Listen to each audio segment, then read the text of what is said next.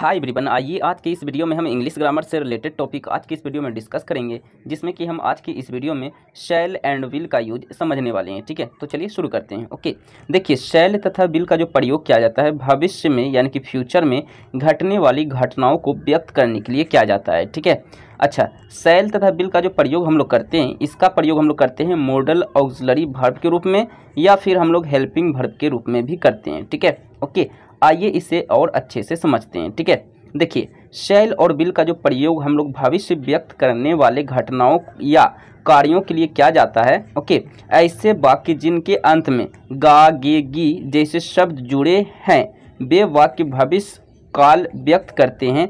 ऐसे वाक्यों को अंग्रेजी में बनाते समय शैल तथा विल शैल तथा विल का प्रयोग करते हैं। ठीक है, ओके, शैल तथा विल का प्रयोग मॉडल ऑक्सिलरी वर्ब के रूप में करते हैं। फ्यूचर इंडेफिनिट टेंस में शैल विल का प्रयोग हम लोग करते हैं। ठीक है, ओके, फॉर एग्जांपल वह मेरी मदद करेगा, इसमें हम लोग शैल या विल का यूज करेंगे। ठीक है, इसी तरह अच्छा आपको कन्फ्यूजन नहीं होगा कि किसमें शैल लगेगा किसमें विल लगेगा, मैं आपको अच्छे से बता दूंगा। ठीक है, इसी तरह नेक्स्ट एग्जांपल है मैं आपके साथ दिल्ली जाऊंगा। लास्ट में देख रहे हैं गा गे गी गे लगा हुआ है। ठीक है, इट मीन्स कि इसको आप ट्रांसलेट करते वक्त शैल या विल का यूज करोगे। ठीक है, ओके, अब आइए हम लोग समझते हैं कि शैल का यूज किस सब्जेक्ट के साथ करेंगे और विल का यूज किस सब्जेक्ट के साथ करेंगे। ओके,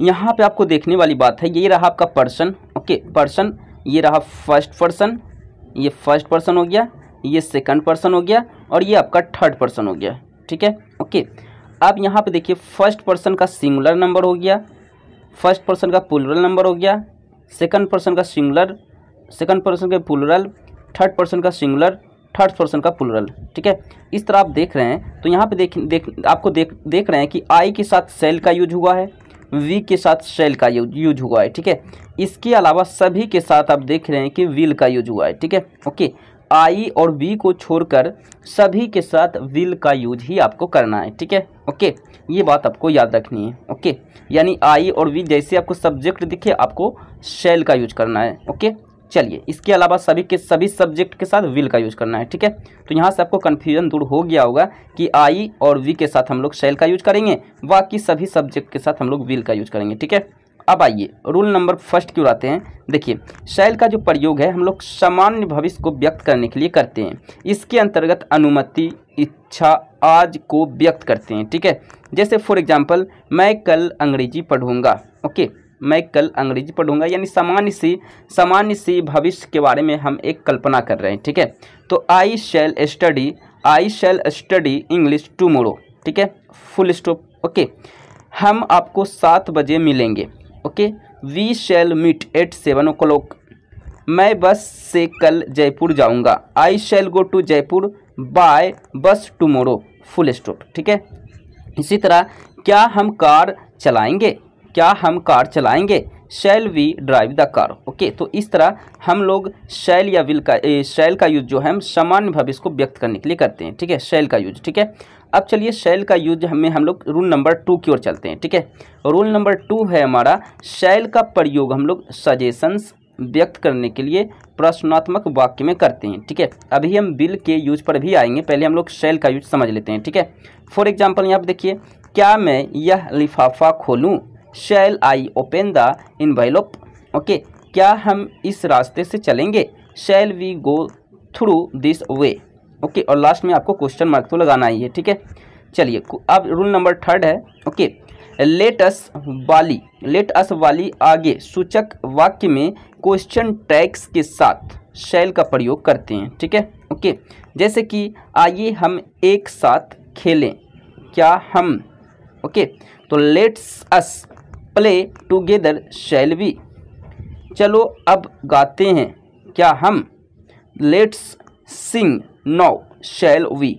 ओके, यानी कि आप जिसको बोल रहे हो तो वो आश्चर्य होकर बोल रहा है क्या हम, हाँ आप ही को बोल रहे हैं। ठीक है, इसी तरह रूल नंबर 4 है यदि वाक्य में कोई आदेश, प्रतिज्ञा, धमकी, वादा, दृढ़ संकल्प या अनिवार्यता का बोध हो तो हम लोग शैल का यूज करते हैं। ठीक है, ऐसी स्थिति में शैल का प्रयोग थर्ड पर्सन प्रोनाउंस के साथ करते हैं। ठीक है, फॉर एग्जाम्पल वह खाना वह आज खाना जरूर बनाएगी। She shall cook food today, full stop. Okay, आज तक मैं ना आऊँ तब तक तुम द्वार ना खोलना। ठीक है, जब तक मैं ना आऊँ तब तक तुम द्वार ना खोलना। ठीक है, यानी दरवाज़ा ना खोलना।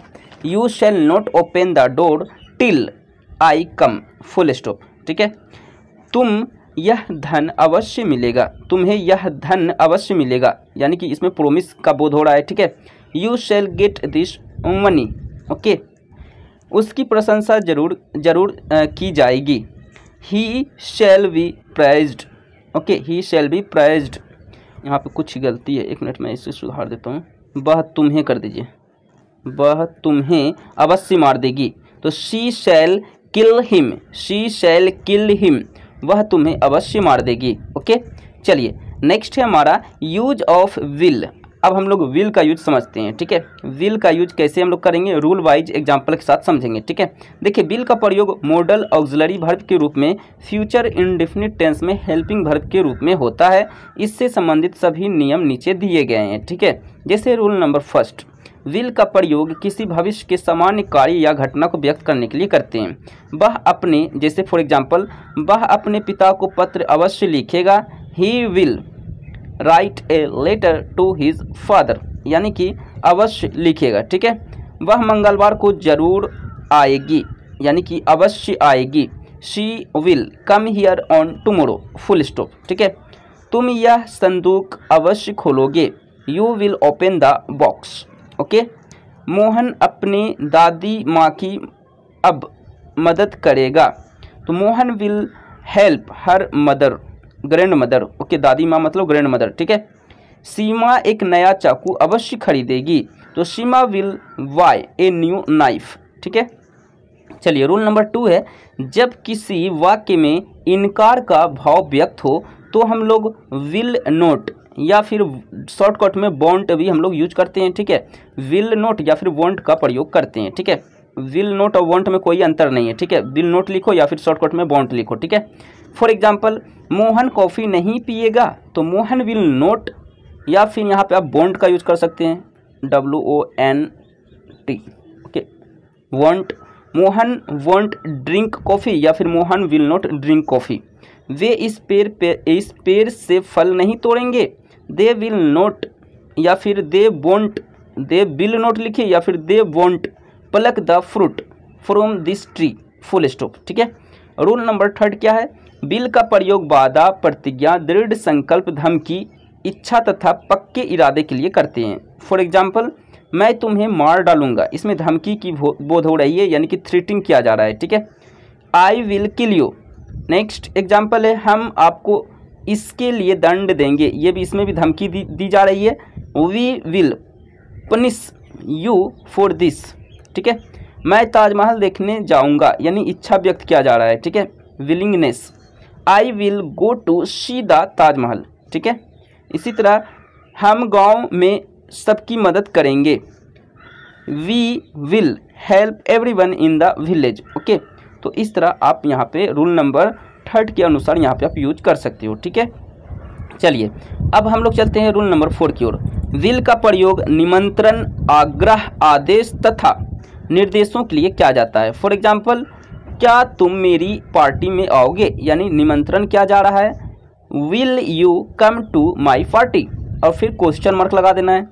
क्या तुम कल नाश्ते करने आओगे, इसमें भी निमंत्रण दिया जा रहा है। Will you come to breakfast tomorrow, और फिर क्वेश्चन मार्क। क्या आप बक्सा उठाएंगे, यानी इसमें निवेदन किया जा रहा है, प्लीज़ क्या आप मेरा बक्सा उठाएंगे।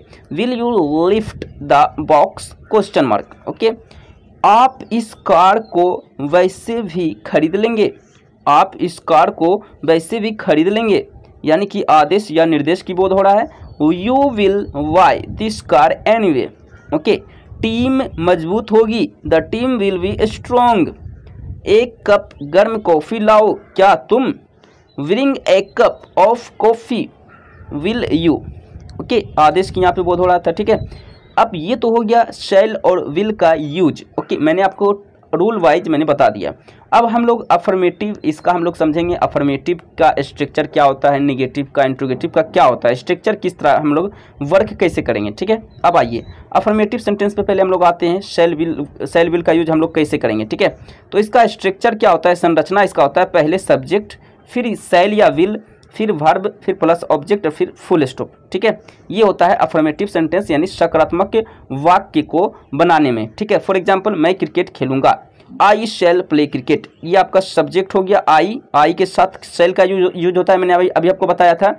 आई और बी के साथ शैल का यूज करो और बाकी सब के साथ आप लोग विल का यूज करो, ठीक है। ये तो मैंने आपको बता दिया, ठीक है। तो आई शैल प्ले क्रिकेट, ठीक है, ओके। इसी के अनुसार सारा आप देखिए बन रहा है, ठीक है। देखिए पहले सब्जेक्ट आया आई, उसके बाद शैल या विल, तो यहाँ पे शैल लगा तो शैल का यूज किया। उसके बाद वर्ब का फर्स्ट फॉर्म आपको हमेशा यूज करना है, तो फर्स्ट फॉर्म यहाँ पे आप लिख भी देना, फर्स्ट फॉर्म यहाँ पे एक लिख देना, वर्ब यहाँ पे लिख देना इस तरह वर्ब, उसके बाद यहाँ पे ब्रैकेट में करके एक लिख देना, यानी कि फर्स्ट फॉर्म, वर्ब का फर्स्ट फॉर्म और फिर ऑब्जेक्ट और फिर फुल स्टॉप, ठीक है। तुम अंग्रेजी सीखोगे, you will learn English. Radha नृत्य करेगी मतलब डांस करेगी, राधा विल डांस। मैं तेल की खोज कर लूँगा, I will search oil, okay, I will search oil, okay. यहाँ पे एक बात आपको याद रखनी है कि अगर वाक्य में अगर आपको सब्जेक्ट के बाद अवश्य या फिर जरूरी का सेंस लगा हुआ रहे, ओके, तब आपको क्या करना है, आई के साथ विल का यूज करना है और वी के साथ भी विल का यूज करना है और बाकी सभी के साथ शैल का यूज करना है, यानी कि अपोजिट हो जाएगा, ठीक है। अगर वाक्य में अवश्य या जरूरी का सेंस रहे तो उल्टा काम करना है, आई बी के साथ विल यूज करो और बाकी सभी के साथ शैल यूज करो, जस्ट अपोजिट हो जाएगा, ठीक है। तो ये बात आप याद रखिएगा, ओके। अब यहाँ पर देखिए एग्जाम्पल नंबर 4, मैं तेल की खोज कर लूँगा। यहाँ पे सेंस निकल रहा है कि मैं तेल की खोज अवश्य कर लूँगा, ठीक है। इसी तरह 5 नंबर में तो क्लियर दिया हुआ है, हम वहाँ अवश्य जाएंगे, तो यहाँ तो हम लोग वी के साथ हम लोग शैल का यूज करते थे लेकिन विल का यूज करेंगे, ठीक है। तो अवश्य दिया हुआ हो तो आपको अपोजिट काम करना है, अवश्य या जरूरी के सेंस में, ठीक है। निगेटिव सेंटेंस पे आते हैं, शैल विल का यूज। पहले क्या होगा स्ट्रक्चर में, पहले सब्जेक्ट आएगा, फिर शैल या विल आएगा, फिर नोट, फिर प्लस वर्ब का फर्स्ट फॉर्म आएगा, फिर आपका ऑब्जेक्ट, फिर फुल स्टॉप, ठीक है। फॉर एग्जांपल वह नई कंपनी नहीं खोलेगा, okay, he will not open a new company, okay. इसी तरह श्याम दिवाली पर घर नहीं आएगा, Shyam will not come home on Diwali, okay. मैं तुम्हें कोई पैसा नहीं दूंगा, I will not give you any money, okay. फिर यहाँ पे फुल स्टॉप, ठीक है, सब में फुल स्टॉप लगेगा, ठीक है। हम उसकी मदद नहीं करेंगे, we shall not help him, okay. Next, यह जादूगर कल जादू नहीं दिखाएगा, this magician will not show magic tomorrow. मैं तुम्हें कल नहीं मिलूंगा, I shall not meet you tomorrow, okay.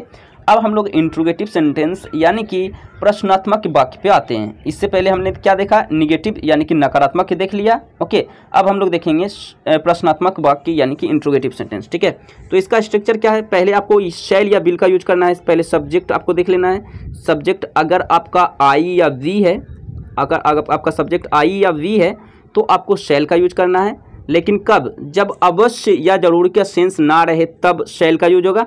बाकी जो रूल है अवश्य का सेंस रहेगा तब भी आपको विल का ही यूज करना है, ठीक है, ओके। ये बात याद रखिएगा, ठीक है।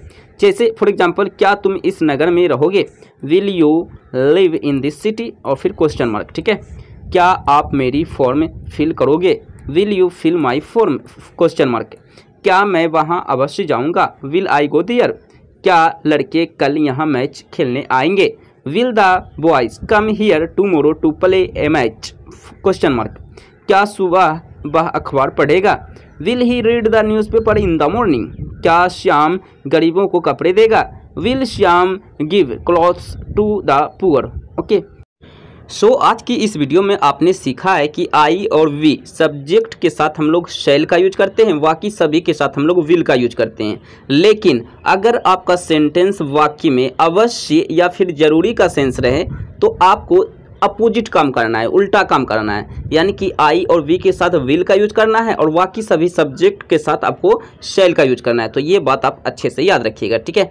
तो आज के लिए इतना ही, वीडियो को लाइक करें, चैनल को सब्सक्राइब करें, मिलते हैं नेक्स्ट वीडियो में। आज के लिए इतना ही, सो थैंक यू।